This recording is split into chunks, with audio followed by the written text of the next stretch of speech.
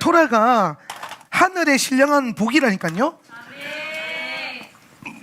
하늘의 신령한 복이 내려와야 뭐라 그랬어요? 내 땅이 뭐 해준다?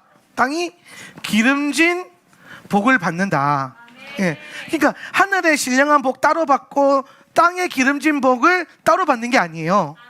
제가 이거 성경 가지고 연구해 보니까 하늘의 신령한 복이 내려오면 내 땅이 기름져지는데, 내려오는 이 하늘의 신령한 복이 뭐냐? 성경에서는 비라고 돼 있어요. 비.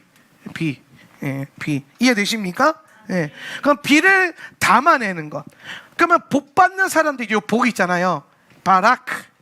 예, 바라크라고 하는데, 이 복은 뭐냐면은 비를 담는 저수지란 뜻이 있다 그랬죠, 그죠? 기억나세요? 예. 그러니까 하나님이 우리에게 복을 받으라 그런 게 아니라 복이 되라 그랬잖아요. 그 말은 무슨 말이냐면은 하늘의 신령한 복을 담아낼 수 있는 요 바라크, 비를 담아내는 저수지가 되라 이 말이에요. 예.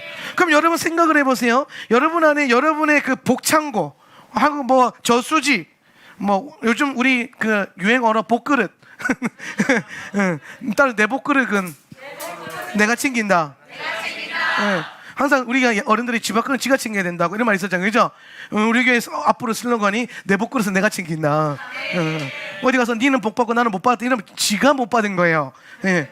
지 복그릇은 지가 챙기는 겁니다. 할렐루야. 예. 아멘 크게 하세요. 예. 그래서 오늘 하나님께서 이 복을 담아내는 그릇, 저수지 혹은 뭐 창고, 요셉의 창고, 이것은 내려오는 것을 전제로 우리가 담는 준비를 하는 거예요. 그러면 내려오는 게 토라예요. 이게 비가 토라라고. 토라가 어원이 야라라고 했어요, 그죠? 야라. 예. 야라가 무슨 뜻이 있다고 했어요? 비가 내려온다는 뜻이 있다고 그랬어요. 예. 그러니까 하늘의 신령한 비, 복, 이게 뭐라고? 토라, 야라다. 예. 그럼 하나님께서 이 야라가 또 던진다는 뜻이 있거든요.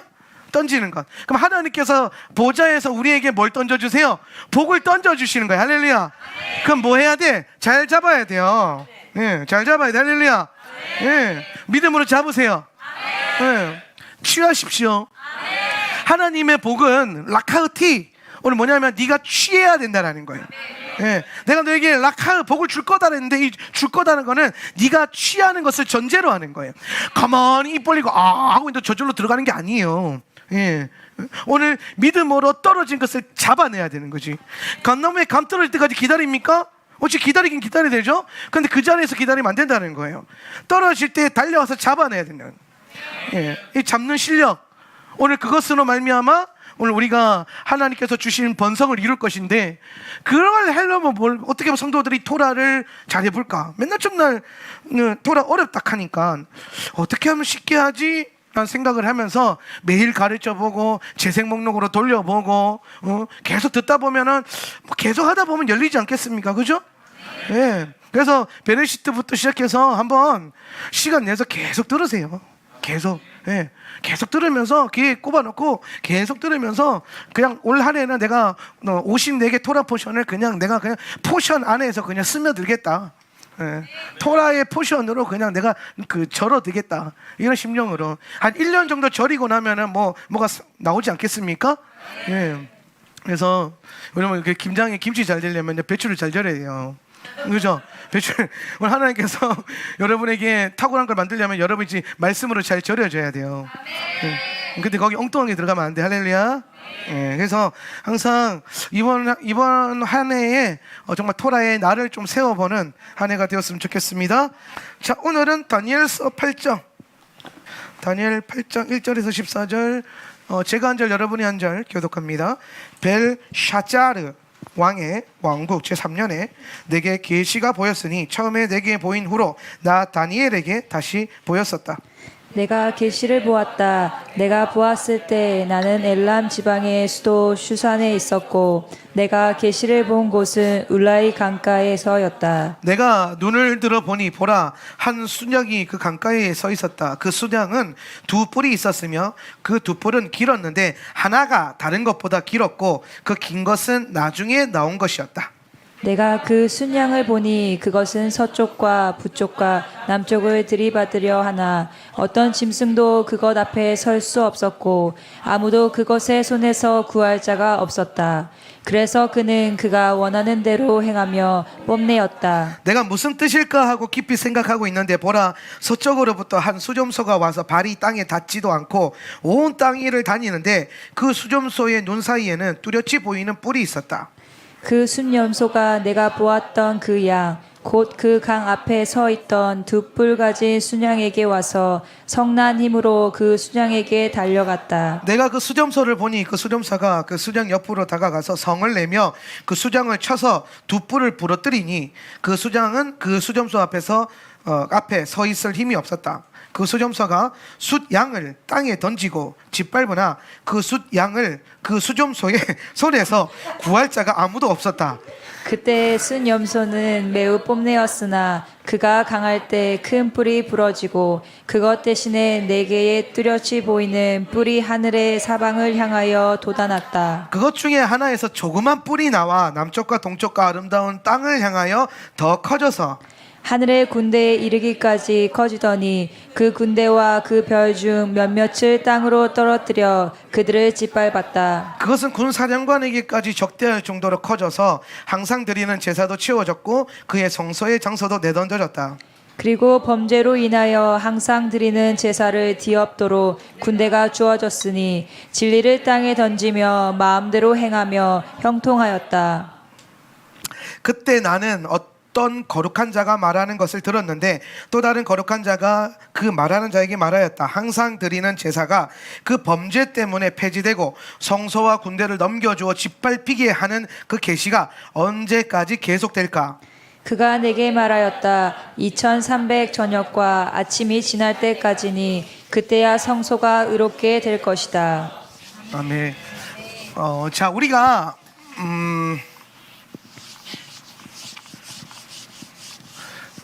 요한계시록을 다 공부하고 이제 다니엘로 넘어왔어요. 그런데 성경에는요 두 권의 묵시 문학이 있어요.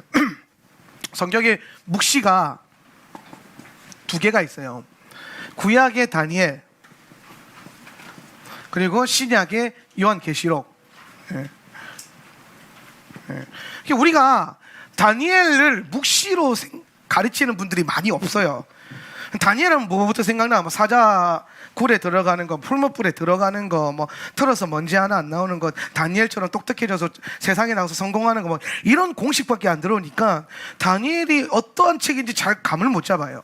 그런데 여러분 사실 다니엘서는 묵시 앞으로 일어날 일에 대한 아주 중요한 계시를 담고 있는 구약의 유일한 묵시 문학 중에 하나예요. 그리고 이 다니엘은 얼마나 중요한 묵시 문학이었던지 이 성경 자체는 3분의 2가 히브리어가 아니라 아람어로 기록되어 있어요. 아람어로. 히브리어가 아니라. 그러니까 이게 무슨 말입니까? 히브리어로도 이게 해석이 안 되는 책이라는 거예요. 아랍어까지 능통해져야 읽을 수 있는 책. 여러분이야 2000년 동안 교회사가 연구했던 많은 선진들의 특혜로 말미암아 한글로 다 읽을 수 있어요. 이건 엄청난 축복이죠. 그런데 여러분 생각해 보세요. 고대 근동에 혹은 이 다니엘 시대나 예수님 시대 때 그 성도들은요 아람어까지 못하면은 이 다니엘을 풀 자도 없었고 읽을 자도 없었던 거예요. 그러니까 그만큼 하나님께서 다니엘은 하나님께서 꽁꽁 숨겨둔 비밀들이 많아요. 그런데 이 다니엘에서 하나님께서 비밀이라고 하셨고 계시록에서는 계시라고 했어요. 그럼 이거는 가장 중요한 거. 이 비밀과 계시를 가르는 두 가지의 가장 중요한 기준이 뭐냐면 예수님의 이 땅에 오심이에요. 예수께서 이 땅에 오셔가지고 모든 구약의 비밀을 계시로 뭐예요? 빛 가운데 나타내신 것. 그 계시는 뭐다? 드러난 것이라는 거예요. 비밀은 뭐예요? 감추어진 것이라는 거죠. 그러면 구약에서는 하나님께서 다 말하고 싶은데 다 못 말하는 거예요. 왜? 예수님께서 오셔서 행하셔야 될 영역이 있는 거예요. 오늘 아버지께서는 아들을 향한 존중이 있고 아들은 아버지를 향한 존중이 있죠. 이것이 하나님과 예수님과 아버지 하나님과의 관계성 안에서 나와요. 하나님도 다 우리에게 계시하고 싶으시지만 예수님께서 오셔서 행하셔야 될 영역이 있기 때문에 예수님이 하실 일들을 남겨두는 겁니다. 또 아들 예수님께서도 이 땅에 사역하실 때에 아버지의 주권 안에서 사역을 하세요. 예. 오늘 특별히 사도행전 1장에서 제자들이 예수님이 오실 이스라엘이 회복되는 때와 시에 대해서 물었을 때에 예수님께서 분명히 말씀하십니다. 오늘 그것은 너희가 알 바도 아니고 나도 모른다. 아들도 모르고 오직 아버지만 아신다라는 거예요. 이거는 예수님이 능력이 없으셔서 모르시는 것이 아니라 예수님이 아버지의 영역을 존중하기 위해서 스스로 알지 않기로 결단하시는 거예요. 자기 스스로를 제한하시는 거죠. 네. 왜? 아버지의 주권에 순응하기 위해서. 할렐루야. 네. 오늘 우리는 뭐 이러한 관계 안에서 아버지와 아들의, 부모와 자녀의 관계, 혹은 스승과 제자, 목사님과 성도의 관계 안에서 이런 존중의 문화들이 필요하다는 걸 저는 많이 느낍니다. 이건 뭐 여담이지만 정말 성경적인 교회는요 이런 상호 존중들이 잘 있어야 돼요. 예. 오늘 아버지와 아들의 관계들을 잘 생각하십시오. 예. 오늘 내 아버지가 존중할 만해서 존중하는 것이 아니라 아버지이기 때문에 존중할 수밖에 없는 관계성. 또 내 자녀가 할 수 있도록 내 부모가 자녀들을 조종과 통제를 하지 않고 길로 물러나서 응원해주고 기도해주고, 네. 그 기도의 역사대로 이루어질 것을 우리가 바라보고 응원해주는 그런 존중의 문화. 오늘 그것들이 우리 안에 필요한 거예요. 네. 오늘 여러분 여러분이 해야 될 영역과 여러분이 기도해야 될 영역들 잘 구별하셔야 됩니다. 뭐 이거는 여담이지만 우리는 너무나 많은 영역을 내가 하려고 해요. 예. 하나님이 하시도록 내어드려야 되는데 내 승질에 내가 못 이겨서 내가 다 해버린단 말이에요. 그러니까 항상 거기서 문제 터지지 않습니까? 저를 한번 생각해 보세요. 오늘 우리가 뭐 교회 생활이나 신앙 생활이나 아니면 뭐 가정에서 아니면 뭐 사회에서 인간관계 할 때 보면은 문제가 항상 언제 터집니까? 내가 과할 때 터지지 않습니까? 그죠? 예. 하나님의 영역을 내가 내어드려야 되는데 내가 다 하려고 할 때 문제가 터지지 않나요? 예. 오늘 마음을 조성하신 이가 하나님이시래요. 할렐루야.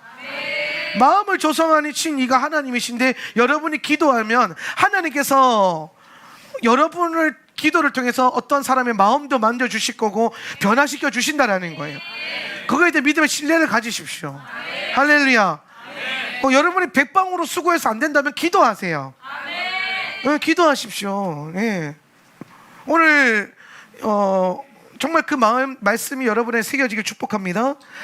그래서 다시 돌아와가지고 다니엘 안에 하나님께서 계시가 있고 요한계시록 안에 계시를 주셨는데 이게 좀 두 개가 차이가 있어요. 자세히 보면 다니엘은 어떤 느낌이 있냐면 다니엘은 적 그리스도에 대한 계시가 많아요. 그죠? 다니엘은요 다시 오실 예수님에 대한 계시는 잘 없어요. 다 짐승이 누구고 그 짐승이 뭐 신상으로도 나타나고 짐승으로도 나타나고 오늘 이 두 번째 이 꿈에서는 수장과 수점소, 막 수장과 염소가 들이받았는데 염소가 수장이 어떻게 됐고 이게 뒤에서 수장이 수점소인지 염소가 먼저 나왔는지 수장이 먼저 나왔는지 헷갈리잖아요. 이거 읽다 보면. 그죠? 찬찬히 정리해 드릴게요. 별로 안 어려워요. 예.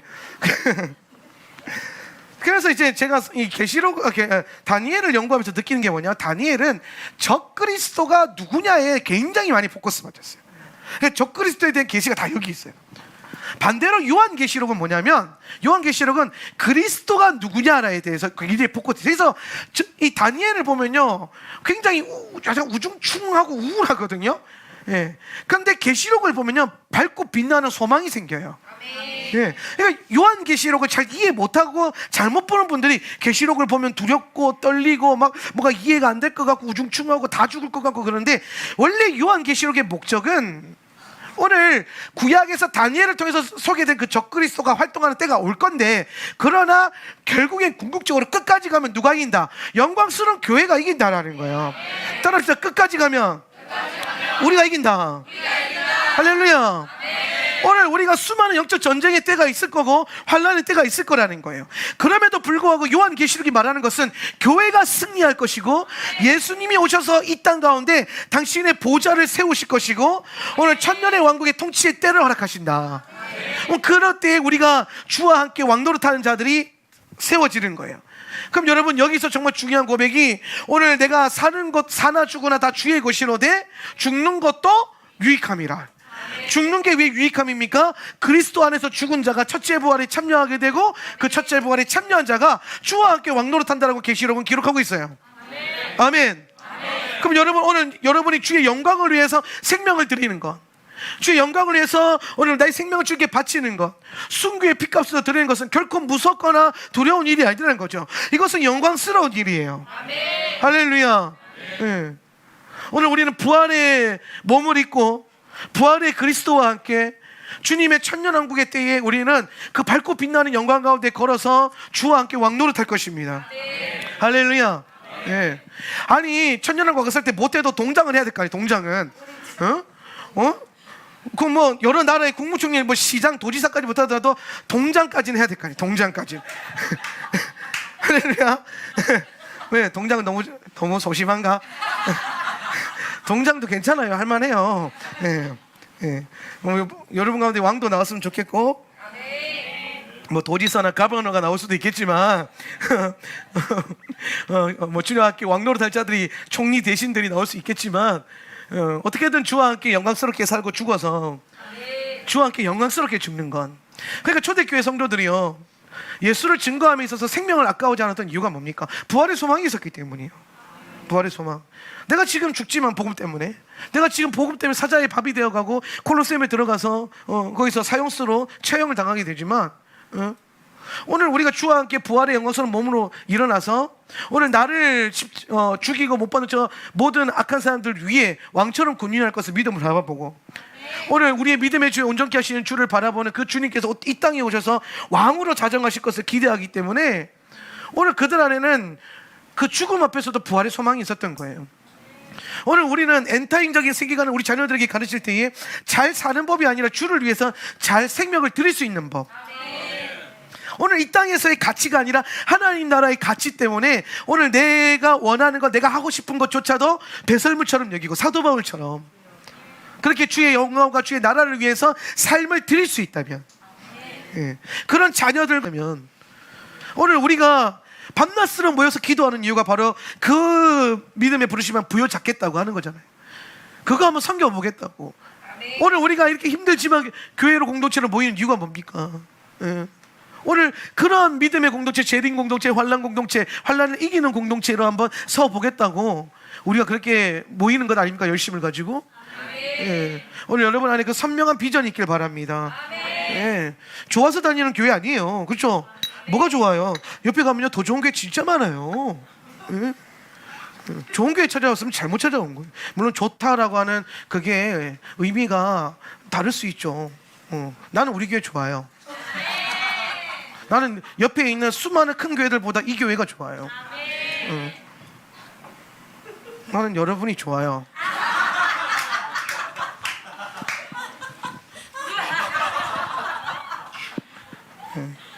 나는 우리 자녀들이 좋아요. 진짜 좁혀고 싶을 때도 한두 번이 아니지만은 그래도 좋아요. 자, 그래서 오늘 이 적 그리스도에 대한 비밀이 많고, 요한계시록에 가면요 그리스도에 대한 영광스러운 계시가 많이 담겨 있어요. 그러면서 제가 이제 지난 다니엘을 쭉 풀어오면서 저 그리스도가 앞으로 어떠한 계시로 임할 것이다라고 봤는데요, 오늘 다니엘 8장은 다니엘의 두 번째 환상이에요. 두 번째 꿈을 꾸고 다니엘이 이제 설명을 해주는데, 이게 아주 중요한 또 적그리스도의 모형을 나타내고 있습니다.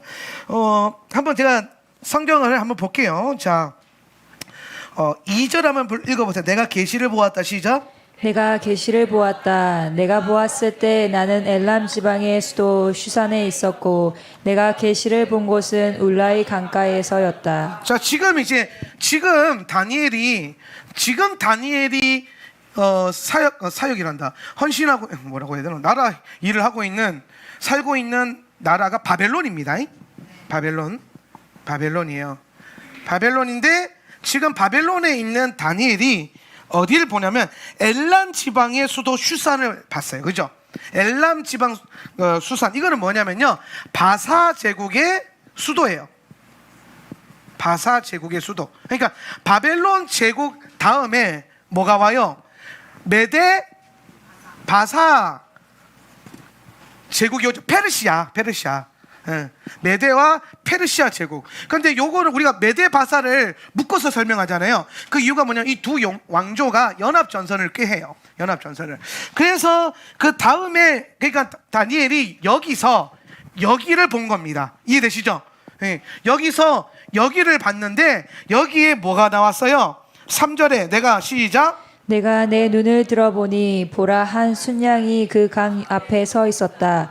그 순양은 두 뿔이 있었으며 그 두 뿔은 길었는데 하나가 다른 것보다 길었고 그 긴 것은 나중에 나온 것이었었다. 자, 그 바사 제국과 메대 제국에 있는 순양을 봤어요. 순양을. 근데 이 순양이 뭐예요? 두 뿔을 가졌다 그죠? 두 뿔. 그죠? 이 두 뿔이 뭐냐면은 바사와 메대의 연합 전선을 말하는 거예요. 두 나라의 그 연합된 그 권위. 그런데 하나가 다른 것보다 뭐 했다 그랬어요? 길었다라고 되어 있죠. 그죠? 이게 무슨 말이냐면 메대와 바사 제국이 연합하는 그 순간에 힘이 강해지는데 한쪽 나라가 더 강해지는 겁니다. 예. 그래서 더 길어진 게 뭐냐면 바사 페르시아 제국이 힘을 더 많이 강하게 이제 갖게 되는 거예요. 그 장면을 뿔은 뭘 의미하죠?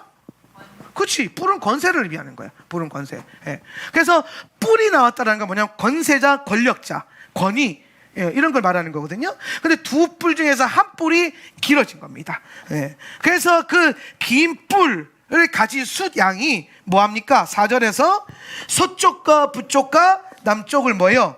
들이받으려고 하나 어떤 짐승도 그것 앞에 설 수 없었고 아무도 그것의 손에 구할 자가 없었다. 이게 무슨 말? 들이받는다는 것은 뭘 말하냐면은 지금 서쪽과 북쪽과 남쪽을 뭐예요? 정복하겠다는 겁니다. 정복하겠다.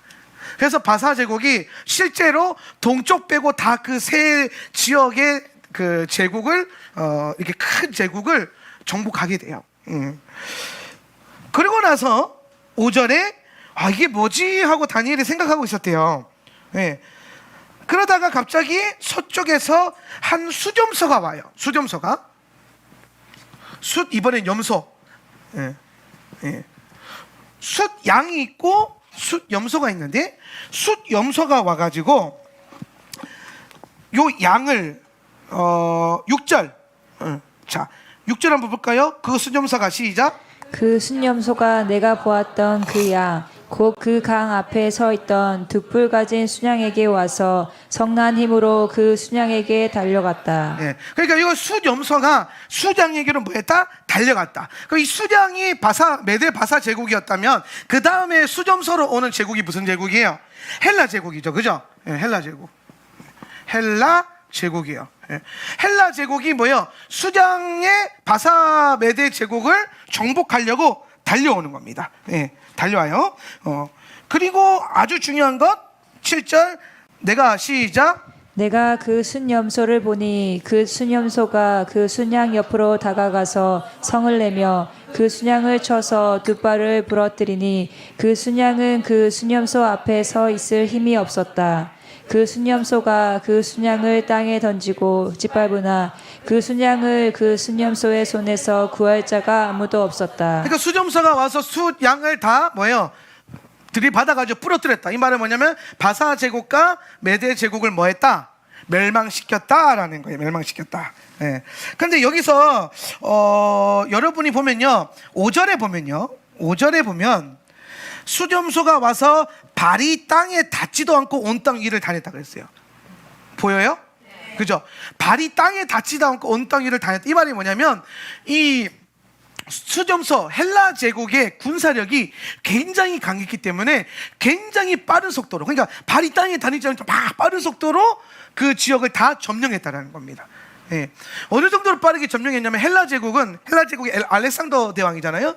그 알렉산더 대왕이 페르시아를 멸망시키는 데는요, 그 큰 제국을 삼키는데 3년밖에 안 걸렸어요. 3년 만에 그 다 삼키고 큰 대제국을 이루어요. 어디까지? 소아시아 통틀어서 이 동부까지 전부 다, 이 아랍권까지 다 큰 제국을 삼켜서 만드는 겁니다. 예.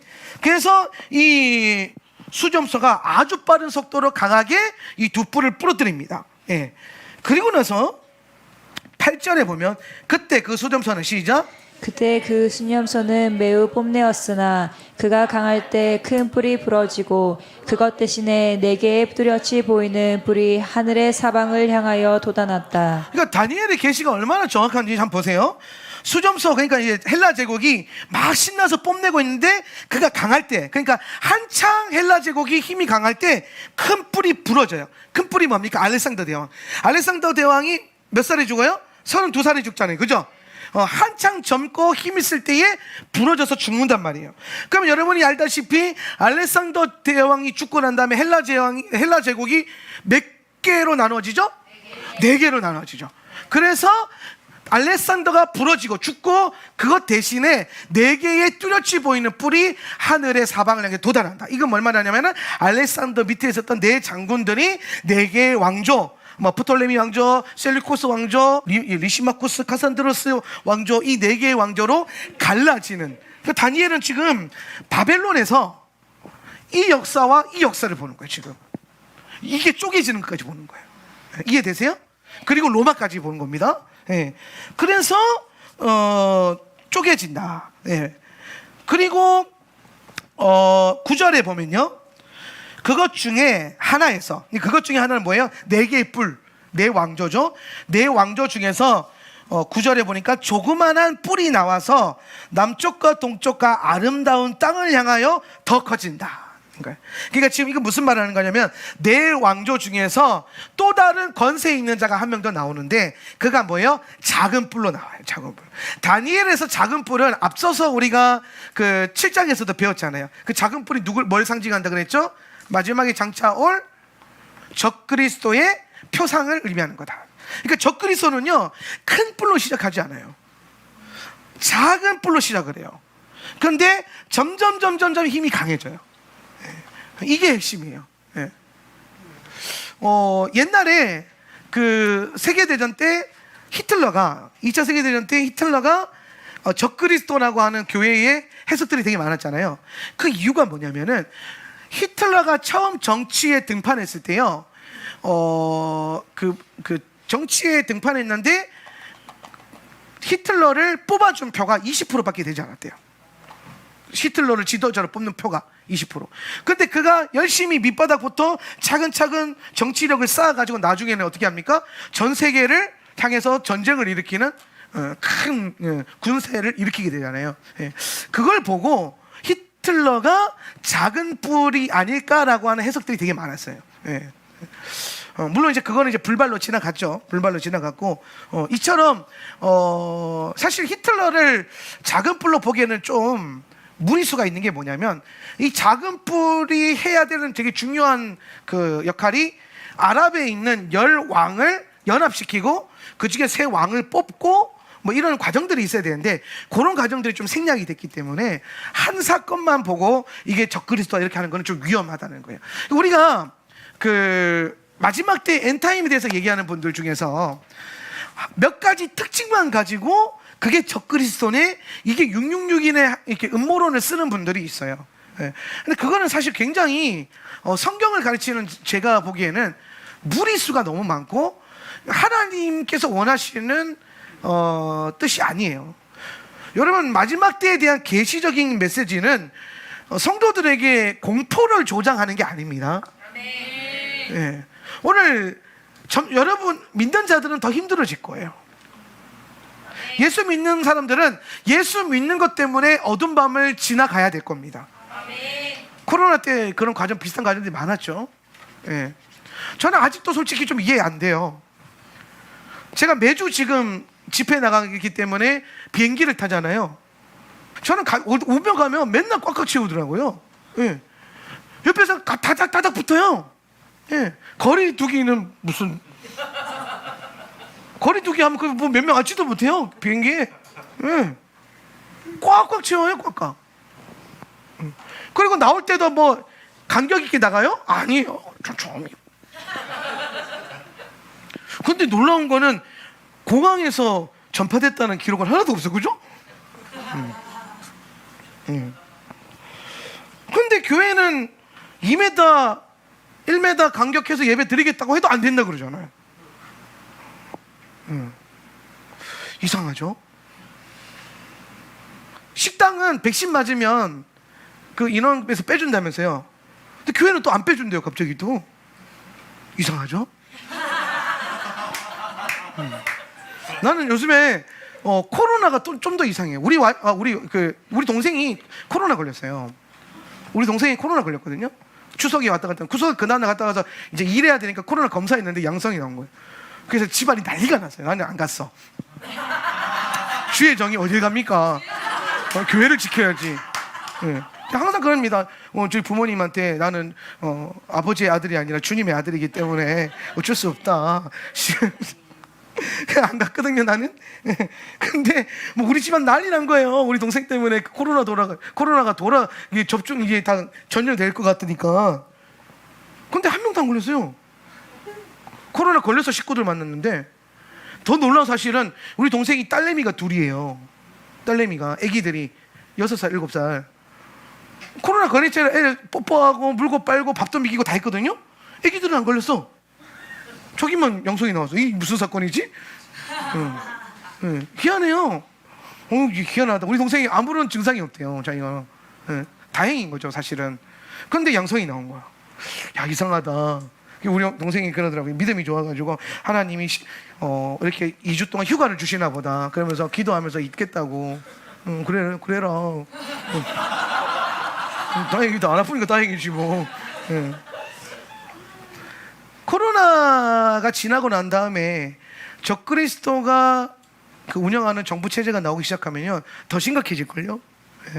정말 예수를 믿는다는 것 때문에 정말 많은 피해를 보고, 여러분 그거 아십니까? 예수를 안 믿으면 형통해지는 시대가 와요. 그게 성경이 나오거든요. 어디를 보면 되냐면요, 12절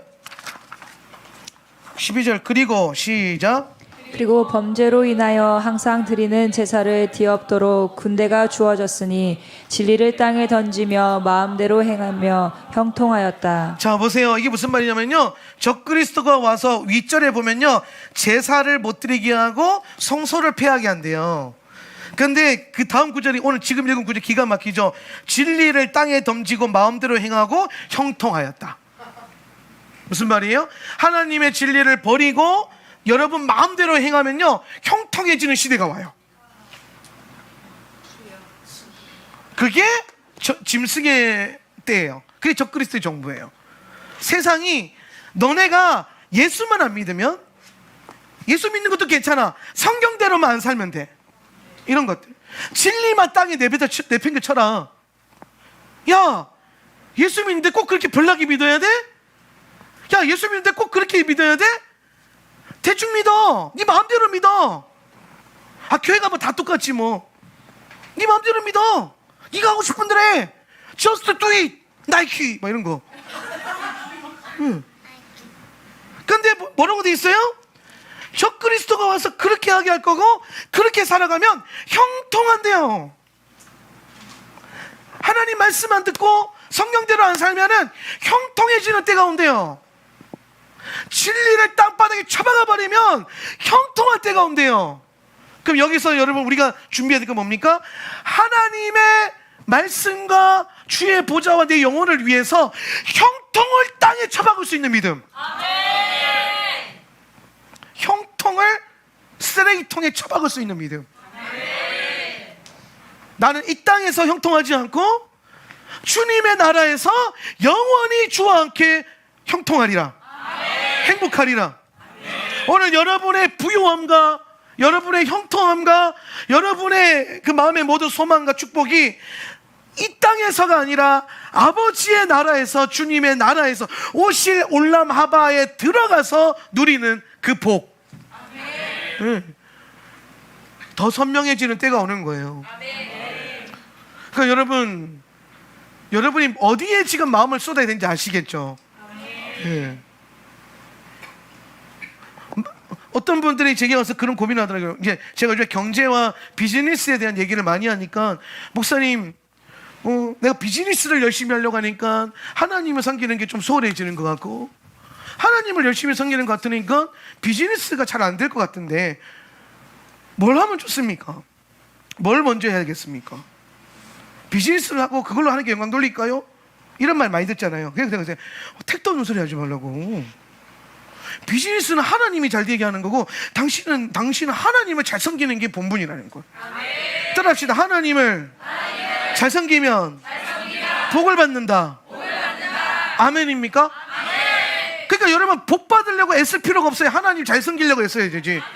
사업 잘하려고 애쓰지 마세요. 그걸 하나님이 책임지라고 놔두고 여러분은 어떻게 하면 하나님을 잘 섬겨볼까 이거 고민해야 돼요. 하나님을 잘 섬기면 내 사업장이 복을 받고 내 떡반죽그릇이 복을 받고 할렐루야. 떡반죽그릇 복 받으면 동명동나 복 받겠다. 할렐루야. 그죠? 떡반죽그릇 맨날 치는 떡반죽그릇이잖아. 뭐 하면 하나님을 잘 섬기면 커피 머신이 복을 받아서 커피가 맛있어지겠지. 할렐루야. 이런 논리라는 거야. 이런 논리.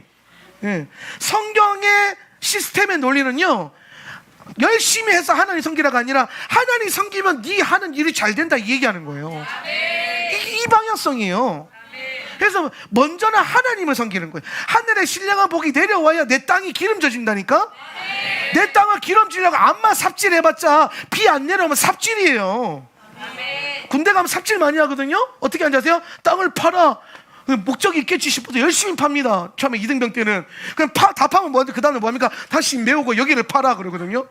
그러니까 이제 상병이나 병장중 되면 저거 의미 없다는 거 알잖아요. 그러니까 어떻게 합니까? 땅을 팔아 그러면 짱 박힌단 말이야. 이렇게 짱 박혀가지고 안 나타나요. 그 먼버릇 순진한 이등병들이 열심히 파. 이게 그걸 삽질이라 그래요. 삽질. 의미가 없다고. 의미가. 오늘 여러분이 아무리 이 땅의 기름진 복을 받기 위해서 삽질을 열심히 해봐도 땅을 갈고 닦아놔봐도 하나님이 비 안 주면 말짱 꽝이에요.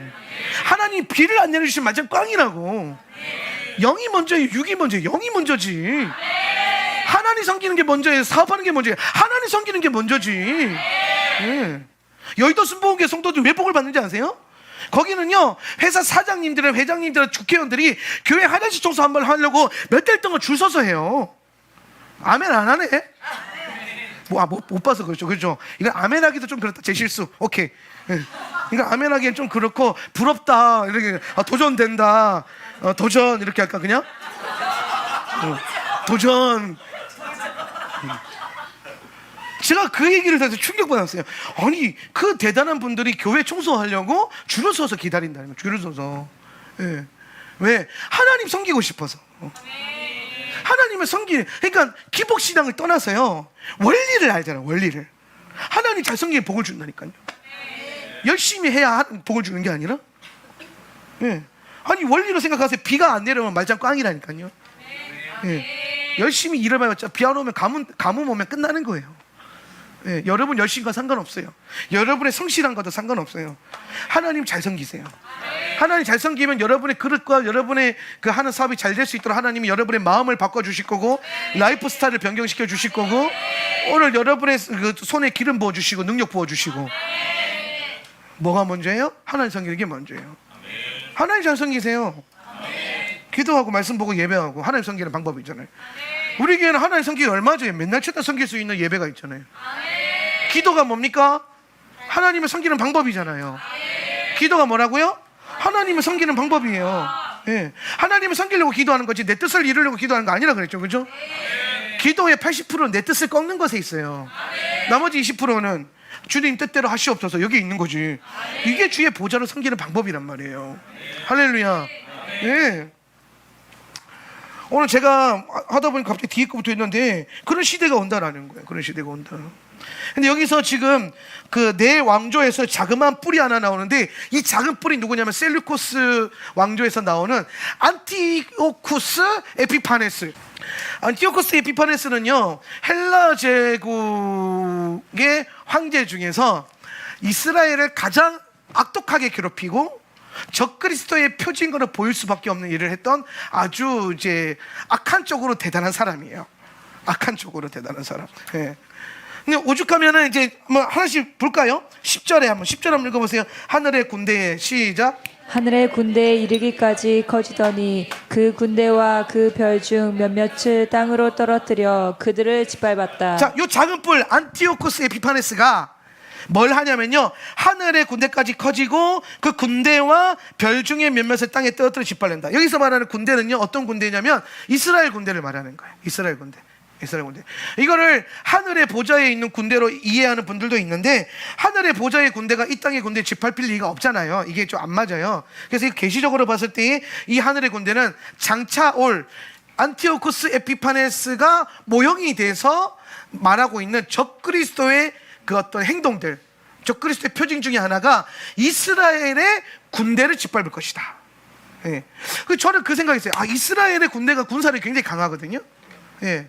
그런 말 있잖아요. 이스라엘의 그 땅굴 감지하는 그거 군사 무슨 레이더 같은 거 있는데, 그거 가져오면 북한 땅굴 다 찾아낸대요. 예. 이 사람들도 지금 팔레스타인은 계속 내전을 하다 보니까 군사력적으로는 대단한 거예요. 예. 이번에 우리 최 집사님 동생이 특전사 소령님이신데 이스라엘 간다 그러지 않았어요? 예. 그 무기연구소 그거 간다 그랬죠. 예. 우리나라 군대가요, 그 유명한 태양의 후예에 나오는 특전사 그 대위에서 지금 소령 되셨어요, 동생이. 특전사 그냥 군대 아니고 특전사.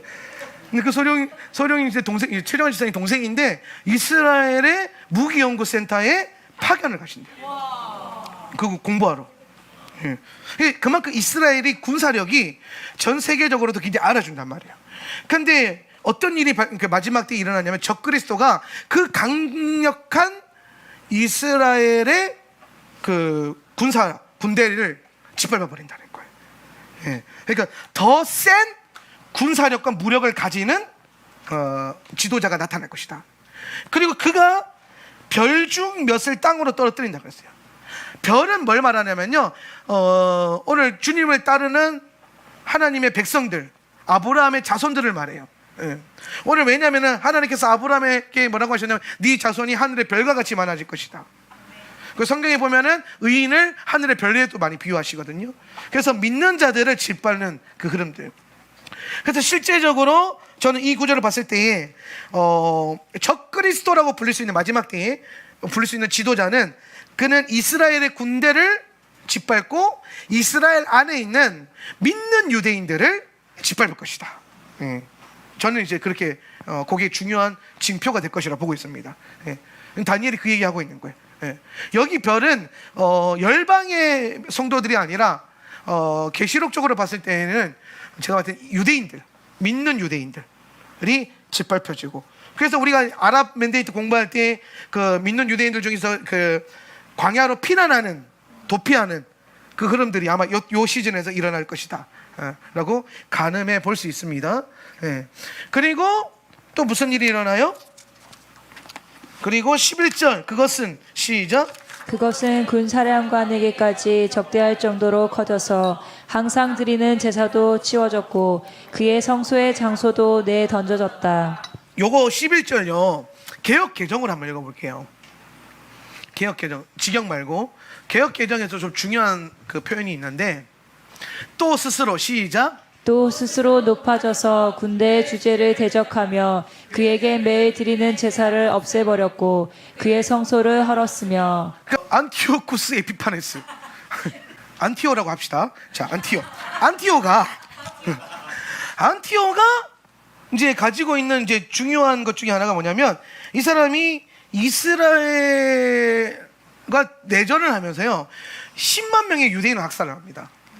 굉장히, 그러니까 이 별과 같이 많은 사람들을 죽이는 이 일에 안티오도 가담을 해요. 근데 마지막 때 적그리스도도 똑같이 이런 일을 행하실 거다라고 보는 거예요. 그리고 이 안티오가 또 뭘 하냐면요, 성전 안에 제우스의 신상을 세웁니다. 제우스의 신상. 그런데 요 다니엘서 8장 11절에 보면요, 스스로 높아져서 자기 스스로를 하나님만큼 높인다 그랬잖아요. 근데 그 흔적이 발견이 안 돼요, 안티오가. 그래서 저 구절은 우리가 뭘로 보냐면은, 앞으로 올 마지막 때에 적그리스도가 저 일을 행하겠구나. 그랬는데 데살로니가 후서에서요, 이 데살로니가서 후서 2장 4절에 똑같은 얘기하고 있어요. 그는 신약 성경인데, 그는 대적하는 자라. 시작. 그는 대적하는 자라. 신이라고 불리는 모든 것과 숭배함을 받는 것에 대항하여 그 위에 자기를 높이고 하나님의 성전에 앉아 자기를 하나님이라고 내세우느니라. 예, 딱 보죠. 그죠? 나오죠. 그죠? 지금 그 다니엘이 보고 있는 자와 바울이 보는 자가 같아요. 예. 그래서 저 사람도 어떻게 합니까? 자기를 높이잖아요. 다니엘서도 스스로 자기를 높이는. 그러니까 이 둘이 지금 안티오를 보는 게 아니라 장차 올 마지막 때에 적그리스도를 보고 있는 거예요. 적그리스도를. 근데 그가 어떻게 합니까? 자기를 높아서 하나님의 성전에 앉아요. 근데 안티오는 그렇게는 안 했어. 얘는 그냥 거기다 제우스만 갖다 놨지. 돼지고기로 제사하고. 예. 요 차이가 좀 미묘하게 있는 거예요. 그러니까 성경을요 과거주의적 해석으로만 해석이 안 되는 게 이런 것 때문이에요. 그러니까 역사는 계시의 일부예요. 요한이 계시를 쓸 때 뭐라고 말하냐면 내가 본 것과 보고 있는 것과 앞으로 일어날 일에 대해서 보고 썼다 그러잖아요. 그 요한은요 계시를 받을 때 과거와 현재와 미래를 보고 같이 썼어요. 그러면 다니엘도 똑같을 거란 말이에요. 다니엘도 과거와 현재와 미래. 그리고 이 미래, 다니엘이 보는 미래는 로마에서 끝나는 게 아니라 장차 올 적그리스도의 정부 체제까지 보잖아요. 그죠? 그러니까 더 넓게 보니까 이게 부분적으로 맞춰질 수 있고, 그 다음에 남는 영역은 앞으로 올 적그리스도의 정부로 옮겨 놓으면은 이게 아구가 딱 맞아요. 딱 맞아 떨어지는 거예요. 예. 그래서 제가 두 번째로 보는 게 뭐냐면 이 계시록에서도 나오는데 이 짐승이 자기를 닮은 우상을 전 세계에 세워놓고 말하게 하고 호흡하게 한다 그러잖아요. 그죠? 예. 그거 얘기를 하는 거예요. 예. 그 얘기를. 예. 그런 일들이 일어날 것이다. 예. 그래서 적그리스도라 불리는 지도자가 자기 스스로를 신격화하기 시작할 것이고, 그 신격화하는 과정에서 많은 크리스천들을 피 흘리게 할 것이고, 또 자기를 닮은 우상을 전 세계에다가 세울 거예요. 전 세계. 근데 이게 우상을 세우기보다 저는 이 계시록을 읽으면서 최근에 돌아가는 산업 섹터를 볼 때에 아마 뭐 어떤 이게 미디어도 그 역할을 할 수 있어요. 지금은 미디어도. 그러니까 요한이 봤을 때에 미디어가 마치 살아 숨쉬는 것 같고 말하고 있잖아요. 예. 그래서 미디어를 통해서 그 일이 일어날 수도 있다. 예. 오늘 정인 목사님이랑 또 한참 대화하면서 무슨 얘기했냐면 예수님이 재림하실 때에 모든 민족이 예수님이 오는 그 장면을 볼 것이라 그랬잖아요. 예. 그래서 아마 내가 봤을 때는 유튜브로 생중계가 되지 않을까. 농담이 아니에요. 여러분, 마지막 때에는 실제예요. 예수님이 현상적으로 이 땅에 오셔서 다스리지 영으로 오시지 않아요. 예수님 지금 영체 아니세요. 그죠? 예수님 지금 육신이 부활의 육체를 갖고 가시잖아요. 예. 그래서 모든 백성이 보게 될 것인데, 오늘 우리가 지금 전 세계적으로 5G 인터넷에 다 깔려 있죠. 거기에 뭐 누가 하나가 스마트폰만 키면 예수님 오시는 거 다 찍을 수 있어. 그죠? 실시간 10만 명 막 찍는 바로 실버 버튼. 개통하자마자 실버 버튼 찍는 거야. 좋아요, 구독 눌러달라 그러고. 근데 이런 이제 우리가 마지막 때에 대한 요한이 본 것에 대해서 신비주의적으로 보는 게 아니라 실제적으로 우리가 좀 볼 수 있어야 돼. 실제적으로. 그래서 이거 해결되겠다. 저는 되게 궁금했거든요. 이게 모든 찌른 자도 볼 것이요, 그죠? 생각나세요? 욕한 자도 보고 찌른 자도 보고 막 이게 죽인 자도 보고 다 본다 그랬잖아요. 어떻게 다 보지? 대표를 세우나? 그랬는데 아니요. 지금 시대는 그게 가능해요. 아니, 솔직히 말해서 제가 이번에 나팔절 행사할 때 전혀 신격화되어 있지 않은 한명진 목사도 산 위에서 나팔 불고 예발에 케카하는 거 실시간으로 찍으니까 밑에서 다 봤잖아요. 다 차에서 볼 것이요. 예. 또 우리 네트워크 안에 있었던 사람은 서울에서도 보잖아요. 내가 산에서 내려오는 거를. 그러니까 우리가 예수님 오실 것에 대해서 우리가 되게 실제적으로 생각해 보아야 될 많은 영역과 요소들이 오고 있어요. 이거는 결코 되게 신비주의적이거나 그러지 않아요. 실제로 예수님 이 땅에 오셔서 우리와 함께 전쟁하실 거고, 많은 이제 예수님 앞에 그 하르무기또 전쟁, 아마겟돈 전쟁, 실제로 일어나는 전쟁들, 거기서 당신의 왕권을 세우실 거고, 예. 그렇게 예루살렘으로 들어가서 성전 위에 보좌를 세우시겠죠. 그 영어로 하는 게 아닙니다. 실제로 일어나는 것들. 그래서 자기 스스로 높이는 어떤 모형들, 적그리스도는 그런 흐름들이 나올 수 있다. 여러분 그걸 아셔야 돼요. 그리고 11절에 보면요, 항상 드리는 제사, 매일 드리는 제사거든요. 매일 드리는 제사. 매일 드리는 제사를 뭐 했어요? 적그리스도가 없애버렸다. 여기서 여러분이 이 구절을 읽을 때는요, 요거는 대체 신학으로 이해하면 안 돼요. 그 예배를 못 드리게 하나, 이렇게 이해하면은 여러분은 또 헛다리를 잡는 거야. 지금 저 구절은 뭘 말하냐면은 예수님이 오시는 시대에 실제로 성전이 세워질 거고, 실제로 매일 드려지는 상번제가 회복이 될 거라는 거예요. 그런데 여러분, 우리가 이스라엘 이번에 3년 전에 저랑 갔다 오신 분들은 성전 연구소 가서 봤죠? 3D 조감도. 여러분, 이스라엘은요, 유대인들은 지금 90% 이상 성전을 세울 수 있는 준비를 다 해놨어요. 작년에 법궤 찾았다고 얘기까지 다 해놨으니까. 올해 파라아둠마 붉은 암소 태어났는데 안타깝게 털이 세 가닥이 까매가지고 못 쓰는데 내년쯤이면 완벽한 게 하나 나올 것 같아. 참 대단한 민족 아닙니까? 어떻게든 송아지 이렇게 해가지고 털 세 가닥만 까먹고 다 붉은 털이 나왔대요. 근데 나 그 털을 센 애들도 대단한 거고. 아니, 하나님만 우리 머리털을 세신 줄 알았는데 유대인들도 그 소의 털을 이렇게 세고 있어. 왜냐하면 유대인들은 그만큼 하나님을 섬기는 게 실제적이에요. 성전 연구소 우리가 그때 갔을 때에 3D 조감도 중에 뭐가 있었어요? 재물이 엘리베이터 타고 올라가는 올라가는 장소, 내려서 소 잡는 장소, 내려와서 불타는 번제단 따로 있고, 그거를 실시간으로 화면으로 볼 수 있는 이방인 좌석과 사내들인 공의의 좌석과 유대인 좌석이 다 따로 있었죠. 그죠? 그 제사 지내는 걸요, 이런 예배당에서 모여서 화면으로 실시간으로 다 볼 수 있게끔 돼 있고, 그거를 이미 3D 조감도로 해서 성전을 다 만들어 놨어요. 뭐 재력이나 준비물은 다 해놨고, 메노라 실물 사이즈로 금으로 다 만들어 놨고, 없는 거 없어요.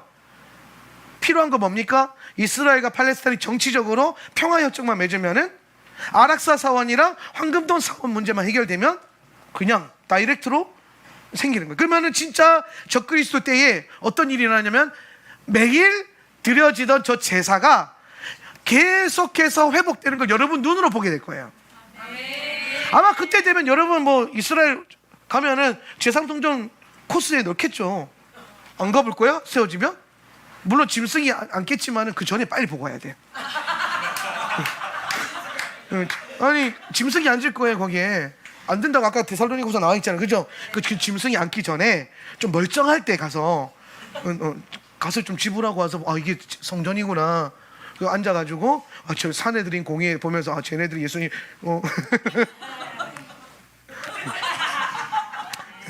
반유대주의적인 감정을 소멸시켜 주시옵소서.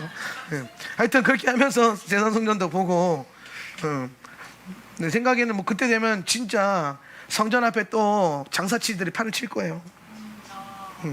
재물 앞에다가 아마 뭐 이방인들도 재물 드릴 수 있도록 뭐 한 팀당 몇 백만 원 내면은 양 한 마리 이렇게 올릴 수 있고 뭐 그런 시대에 그런 시스템이 나오겠지. 그럼 예수님 오셔서 다 엎어버리겠죠. 그런데 우리가 이 적그리스도가 매일 드리는 제사를 없애버린다는 것은 뭘 전제로 하냐면은, 매일 드리는 제사가 회복되었고 성전이 세워졌다라는 것을 전제를 하는 겁니다. 그럼 여러분, 적그리스도가 본격적으로 활동하는 시대는 언제예요? 제사성전 건축되고 난 다음에 매일 드려지는 제사가 회복되고 난 다음에. 그리고 짐승이 앉으면서 뭐합니까? 그럼 하나님의 제사를 폐해버리고 자신에게 경배를 돌리는 거짓 경배와 거짓 제사 운동을 일으킬 거란 말이에요. 거기에 대항할 수 있는 유일한 방법은 천상의 경배 시스템인 기도의 집 운동 외에는 저는 답이 없다고 생각해요. 그것과 영적으로 유일하게 겨룰 수 있는 영적인 시스템은 기도의 집이에요. 거짓 경배가 일어난다? 이거 대항할 수 있는 자는요, 천상의 경배를 끌어내고 있는 기도의 집밖에 없어요. 그래서 하나님께서 지금 열방 가운데 기도의 집들의 횃불을 일으키고 계시고, 오늘 제주 땅에 하나님께서 우리 제주 국제 기도의 집을 세우셔가지고 열방을 품게 하시잖아요.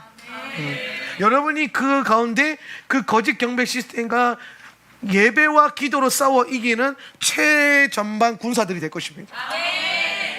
우리가 다윗의 시대를 연구해 보면 다윗과 함께 실제로 전쟁했던 장군들과 병사들이 나중에 통일왕국 시대 때 뭘 합니까? 찬양대를 하고 찬양 인도자가 됩니다. 장군이요.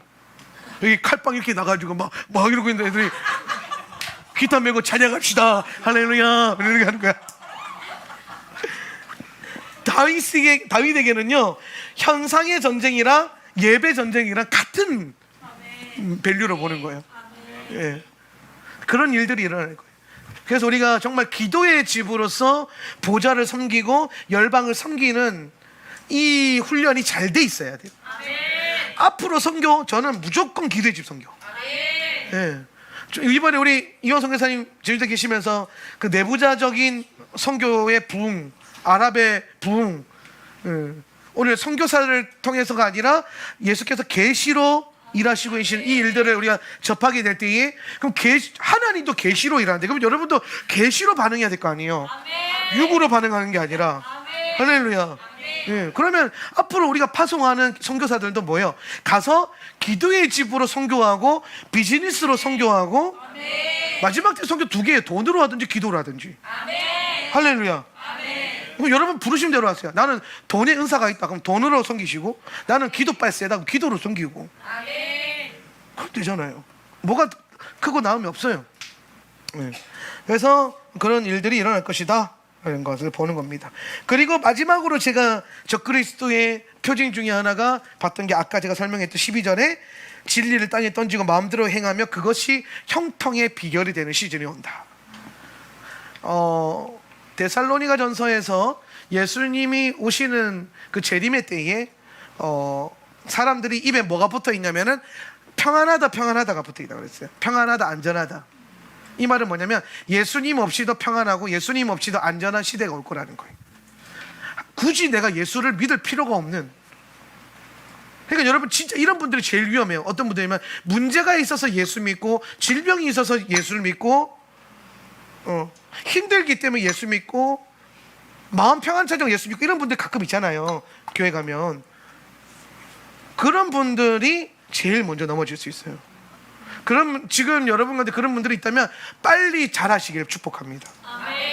오늘 내 문제 때문에 예수를 믿는 것이 아니라 오늘 나의 구원과 오늘 내게 은혜 주신 하나님과 예수님이 이 땅에 오셔서 실제로 다스리신 이 복음에 대한 사건을 내가 믿기 때문에 주의 보좌와 신부의 영어로 신앙생활하는 성도들이 일어나야 돼요. 그래서 제일 먼저 배교하고 넘어지는 게 기복주의와 번영복음이에요. 예. 제가 여러분에게 하늘의 복을 받고 번성케 되고 잘되는 하나님에 대해서 선포하는 이유는 번영복음과 기복으로 들어가라는 것이 아니라 하나님의 나라를 섬기기 위해서 필요한 그 볼륨을 얻으라는 거예요. 7년의 환난을 이길 수 있는 7년 풍년의 때를 주시니까 요셉의 창고를 채워서 오늘 기근의 때에, 환난의 때에 차고 넘치고 이기게 되는 그런 역사를 우리가 앞두고 있기 때문에 복 주신 하나님, 번성케 하신 하나님을 설명하는 거지, 잘 먹고 잘 살라고 그거 하는 거 아니에요. 우리 어차피 우리 죽으면 더 나은 인생이라니까. 우리 죽으면 더 나은 인생들이에요. 예. 우리 이 땅에 왜 살아있어요? 사명이 있어서 살아있는 거지. 살고 싶어서 사는 사람 여기 어디 있어요? 있나? 살고 싶어서 같이 살려고 아니잖아요. 부르시면 소망이 있고, 하나님 내게 이 땅에 보신 목적이 있기 때문에 그거 감당하겠다고 내가 예수 믿고 신앙생활하고 보좌를 섬기고 있는 거지, 잘 먹고 잘 살려고 아니에요. 그것부터 넘어질 거예요. 그럼 우리 토라를 통해서 뭐부터 못 박아야 됩니까? 내 육신으로 구하고, 육신의 먹고 마신가, 육신의 갈망과 육신의 자아의 정욕대로. 오늘 뭡니까? 진리를 땅에 던져 마음대로 행하며. 이 뭐예요? 자아잖아요. 자아. 마음대로 행하는 거. 믿고 싶은 대로 믿고, 하고 싶은 대로 살고, 하고 싶을 때만 기도하고, 전혀 훈련되지 않는 그런 자아들. 그것부터. 왜 토라가 우리에게 이 자아를 훈련시키는지 보이죠, 그죠? 지금부터 자아 훈련 안 해놓으면 여러분 가운데서도 진리를 땅에 처박는 사람들 나와요. 안 나올 것 같아요? 나온다니까요. 이거 안 하려고 오늘부터 자아를 못 받고 그거 해야 돼요.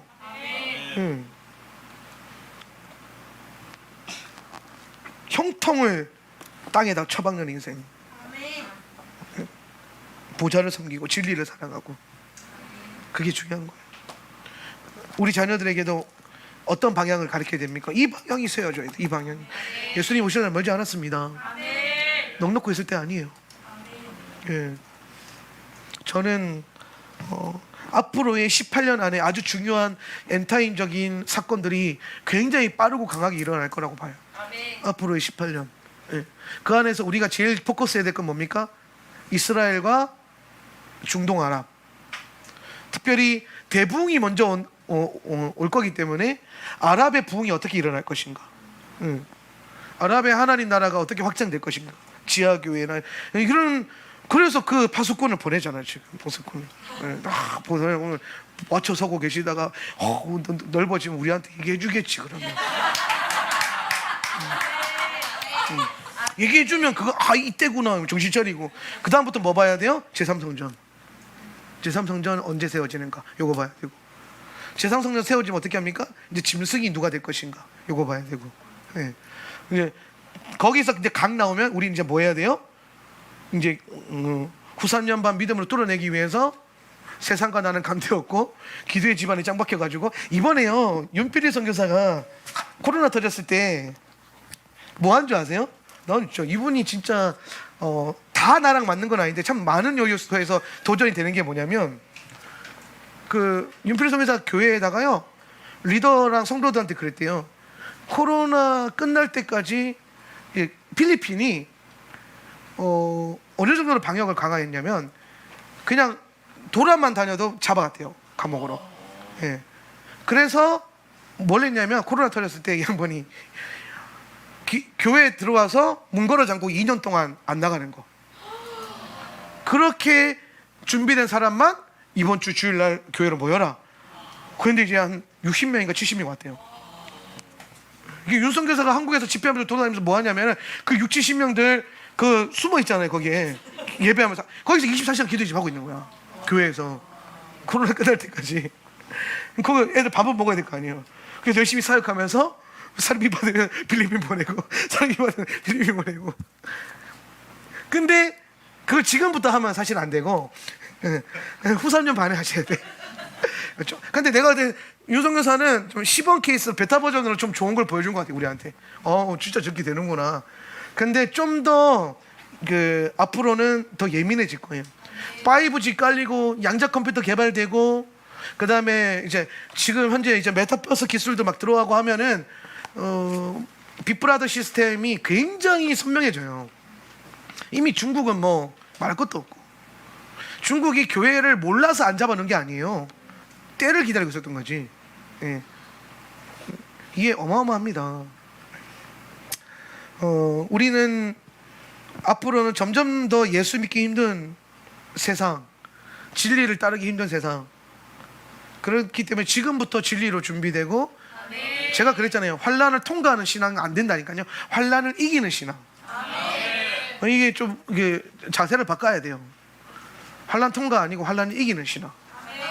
그래서 오늘 무엇이 우리에게 진짜 가치고 무엇이 우리에게 생명인가가 선명해지고, 그래서 내가 이 땅을 살아갈 때에 이 세상에서 무엇을 이룰 것인가, 이 세상에서 무엇을 목적으로 해서 내가 사업을 하고 돈을 벌고 일을 하고 또 주의 보좌를 섬길 것인가. 그냥 넉넉고 돈만 벌면 안 돼요. 목적 없이 돈 버는 게 제일 위험해요. 목적 없이 돈 버는데 돈 잘 벌리면 더 위험한 거고, 하나님 주신 복 아닐 수도 있으니까 목적이 선명해야 돼요. 마지막 때에 대한 부르심과 보좌가 선명해야 돼요. 항상 그거 기억하시고 오실 주님을 잘 기다리고 신부단장 잘할 수 있는 저와 여러분 되길 바랍니다.